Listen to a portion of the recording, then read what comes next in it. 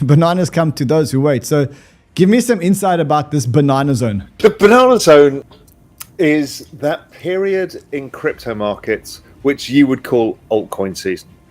It's when everything just starts going vertical. Now, it always comes in the US election year because of this cycle, which is the Bitcoin halving cycle, which is this everything code cycle. And it tends to come around the summer or autumn of that year, and things start accelerating and get silly. And when prices start going bananas, and they look like the banana. So there's some charts that I've shown on Twitter where, you can see the banana zone there on the left side of the chart. Prior banana zone is when suddenly you get consolidation, it goes up a bit, consolidates, and then it just goes bananas. The CEO and visionary founder of Real Vision, Raoul created controversy in the cryptocurrency industry earlier this week with an apparently joking tweet, which included a single banana emoji, set off a global wave of speculation and expectation among cryptocurrency speculators. While it may appear to be simply another online joke to some, Pal's thoughts indicate something far deeper, the impending era he refers to as the banana zone. The term banana zone indicates that the cryptocurrency market is about to enter an era of tremendous development and extraordinary instability. Pal predicts substantial rises in the price of cryptocurrency assets and frenetic trading activity, which presents investors with seemingly endless options. Pal says this banana zone may begin around the middle of 2025 and go far until the end of the year, but he hasn't given an exact start date. According to Pal, the entire market capitalization of cryptocurrencies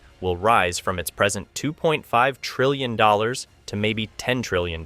This corresponds to significant increases for all of the main cryptocurrencies, with Bitcoin perhaps hitting $270,000 per coin. Pal is still quite optimistic about Ethereum, which he thinks will outperform Bitcoin and Solana. However, let's hear what Raoul has to say next. We've been given the new layer to the internet, which is the internet of value, the layer of ownership, settlement, all of this stuff.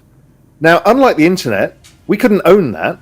We can own this. So the more it gets used, the more the number go up and the more we profit from it. So it's this huge egalitarian democratic way of distributing a huge amount of wealth to a huge number of people. To put it in perspective, this space is a $2.5 trillion space today. By the end of this cycle, it should be $10 to $15 trillion. By 2032, if you continue growing at these kind of rates, you get to $100 trillion. So there's $97.5 trillion of money on the table, which is why I keep telling people not to fuck this up, because the opportunity is so big. And that is just by owning the new internet, essentially. So that's what this is all about. So there is a banana zone, which is the periods of time where it goes bananas. Then we get the corrective periods, and then we repeat this cycle again. Now, will everything repeat perfectly? Will it be identical? No. There's no guarantees come with this. But it's based on the liquidity cycle. It's based on the macro cycle. It's based on interest rates. It's based on a lot of things. If you think of what liquidity is doing, why the central banks and governments are injecting liquidity, it's to be able to fund the debts. We're in the big debt funding cycle this year, which is why the banana zone happens and why the everything code cycle, all of this happens. They have to fund all the debt. And so they inject liquidity into the system. They do it via rate cuts. They do it via the reverse repo. They do it via quantitative easing. They do it by any mechanism they can to roll the debt. And that's Europe, the US, China, Japan, the UK, everybody. Right? So they all do the same game. So they're all teeing up. They've been waiting for inflation to come lower, ready to start hitting the accelerator. Liquidity has been rising, which is why the markets have been rising. But it gets to the phase where it has to go up a lot to finance, $10 trillion of stuff that needs to be financed. So that's all to come. And that tends to happen this year and next year. And look, Coinbase has 108 million accounts, of which right now maybe 10, 12 million are active. As you start going to the banana zone, that starts going from 10 million to 20 million to 30 million. So suddenly it becomes a lot of voters. Add that to the political power of the firms that are involved in the ETFs, and it's now actually a funding issue for these people as well, because if they say the wrong things, then the big financial sponsors for their super PACs start applying pressure.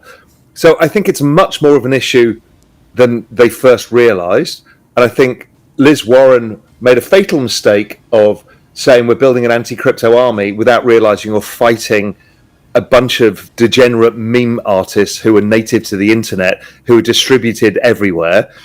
That's not an easy battle to take on. And I think they're starting to realize that this could be their own goal, because obviously RFK as well is running on a pro crypto format.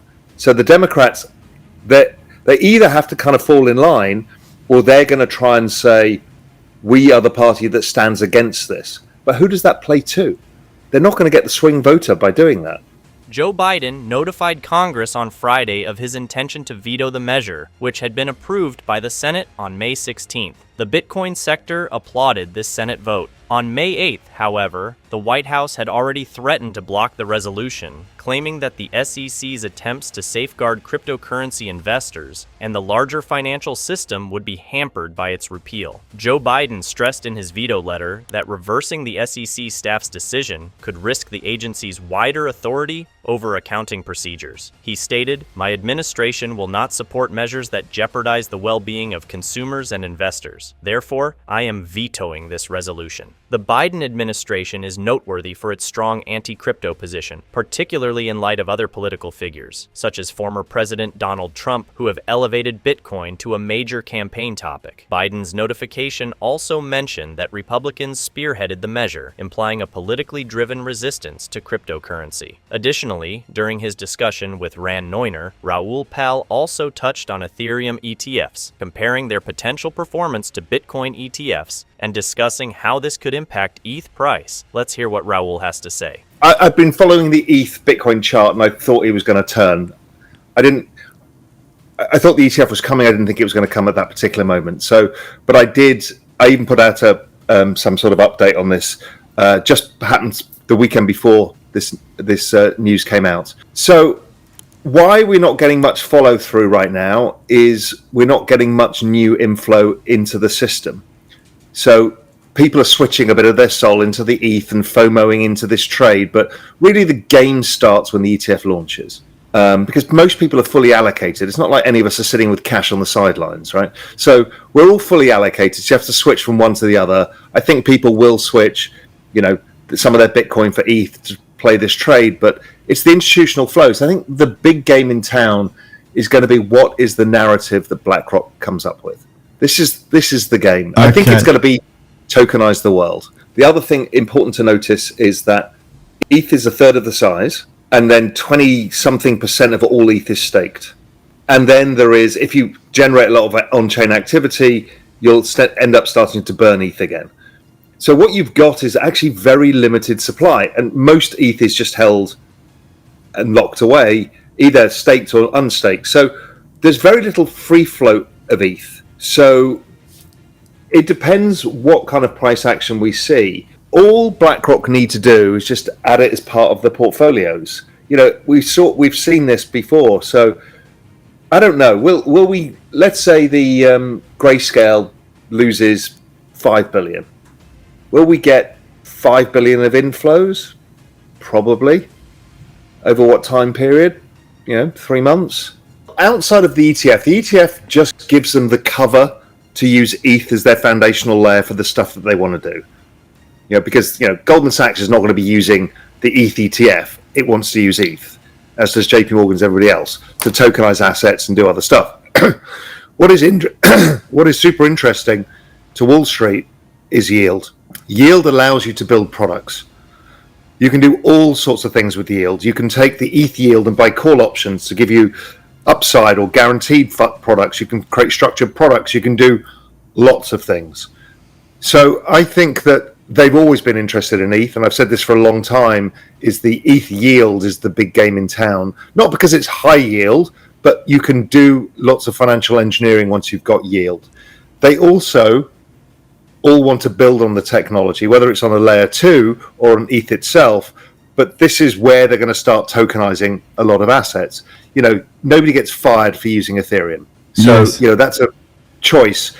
And most of these people have been building, most of the banks have been building in this space and had teams since 2015, 16, 17. So if you think of the technology they've been using, it's generally ETH. So they understand ETH. ETH is the big one. You don't get fired for it. Your board's not going to tell you off. Why did you use some random thing? But we've now got the flexibility of the layer 2s, which makes it cheaper and easier, depending what level of security they need. So look, I think it's a very, very big deal for the financial markets.